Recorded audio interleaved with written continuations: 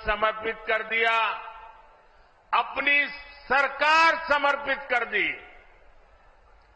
देश के हर परिवार ने अपनी अपनी श्रद्धा के हिसाब से योगदान दिया।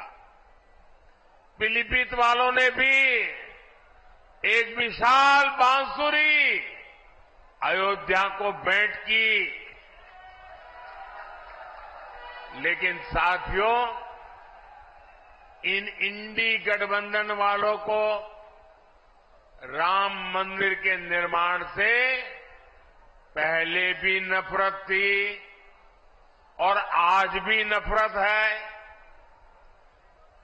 चलो भाई, आपने मंदिर बनने से रोकने के लिए अदालत में जो करना था कर लिया।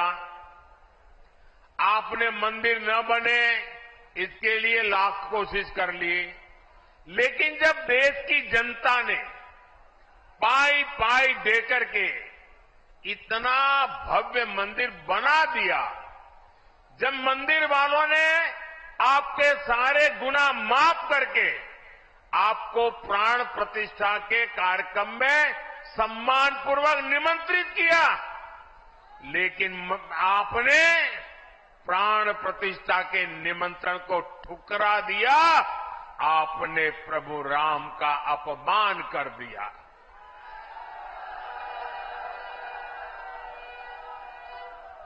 भाइयों बहनों, मैं अभी भी समझ नहीं पाता हूं कि इनके मन में इतना जहर भरा है कि उनकी पार्टी से जो प्रतिष्ठा में गए, प्राण प्रतिष्ठा में जो लोग गए, उनको 6 साल के लिए पार्टी से निकाल दिया। क्या ऐसा कभी हिंदुस्तान में हो सकता है? कोई राम की पूजा करे इसलिए पार्टी से निकाल दो? एक ऐसी पार्टी है भाई? ये पाप करने वालों को कभी भूलिएगा नहीं भाई बहनों। याद रखेंगे ना? याद रखेंगे? याद रखेंगे?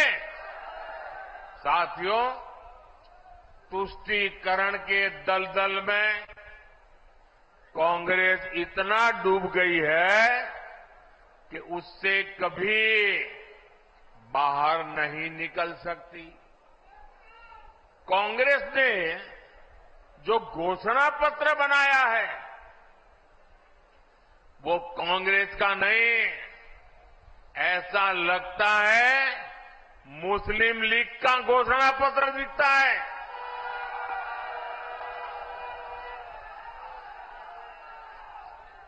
तुष्टीकरण के दबाव में ही कांग्रेस हो या सपा सीएए का भी विरोध कर रही है।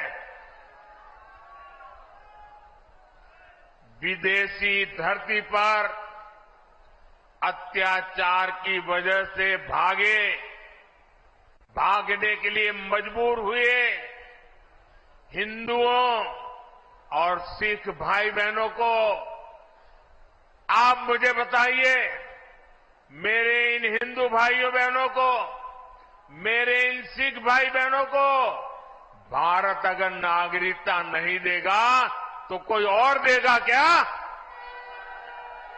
नागरिकता देनी चाहिए कि नहीं देनी चाहिए?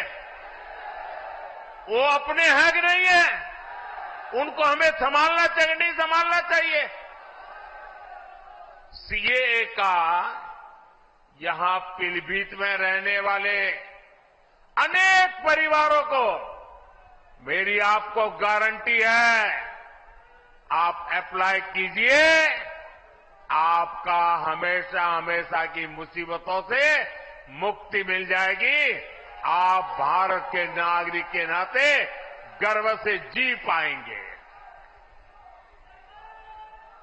लेकिन कांग्रेस समाजवादी पार्टी इस पर भी ऐतराज जता रही है। साथियों, यहां इस सभा में बड़ी संख्या में हमारे ये शरणार्थी भाई बहन भी हैं, हमारे सिख भाई बहन भी हैं। समाजवादी पार्टी आज जिस कांग्रेस के साथ खड़ी है, उस कांग्रेस ने 84 में हमारे सिख भाई बहनों के साथ क्या किया था, वो कोई भूल नहीं सकता। ये भाजपा है जो सिखों के साथ पूरी शक्ति से खड़ी है, उनकी भावनाओं को समझते हुए काम करती है।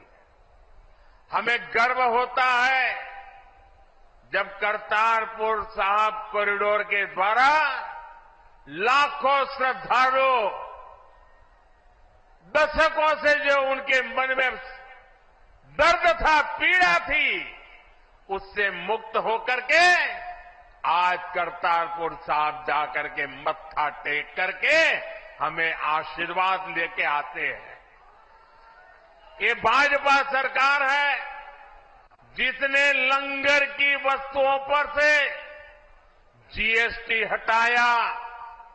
हमने श्री हरिमंदिर साहिब के लिए एफसीआरए रजिस्ट्रेशन सुनिश्चित किया, जिससे विदेश के लोगों को भी सेवा करने का अवसर मिले। हमने वीर बाल दिवस मनाकर साहिबजादों के शौर्य को सम्मान दिया।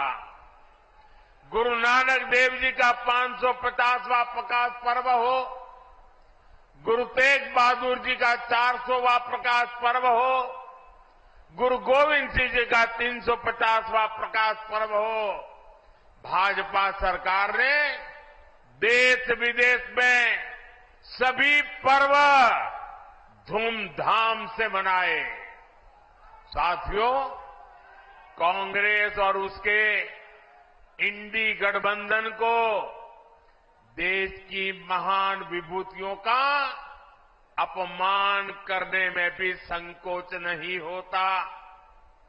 कांग्रेस के या समाजवादी पार्टी के बड़े नेता कभी भी सरदार वल्लभ भाई पटेल, इस देश के महापुरुष जिसने देश की एकता के लिए अपनी जिंदगी खपा दी, उनके सम्मान में स्टैच्यू ऑफ यूनिटी बना हुआ है, दुनिया का सबसे ऊंचा स्टैच्यू। लेकिन कांग्रेस सपा वालों को वहां जाकर के सरदार साहब को सम्मान करने का उनको मन नहीं करता है। ये लोग विदेशों में तो जाकर के घूम करके आते हैं, लेकिन अपने ही देश के सरदार पटेल की प्रतिभा का दर्शन नहीं करते। जिन सरदार पटेल ने पूरे देश को एक किया, उनका भी ये लोग बहिष्कार करते हैं। साथियों, भारत को बांटने की साजिश में जुटे इंडी गठबंधन से और कोई उम्मीद नहीं की जा सकती। इसलिए देश की एकता अखंडता के लिए भारतीय जनता पार्टी आपके आशीर्वाद के लिए हम आपके पास आए हैं। आपके आशीर्वाद भारतीय जनता पार्टी को विजयी बनाएंगे। 19 अप्रैल को पीलीभीत से जितिन प्रसाद जी और 7 मई को बरेली से छत्रपाल सिंह गंगवार जी को भारी मतों से जिताने के लिए मैं आप सबको प्रार्थना करने के लिए आया हूं। आप मेरी बात घर घर पहुंचाएंगे, हर पोलिंग बूथ में जाएंगे, पोलिंग बूथ जीतने के लिए योजना बनाएंगे। अच्छा, ये मेरा एक काम करोगे, एक मेरा काम करोगे, मेरा पर्सनल काम है, करोगे? घर घर जाना और जाकर के बताना कि मोदी जी आए थे और मोदी जी ने आपको प्रणाम भेजा है।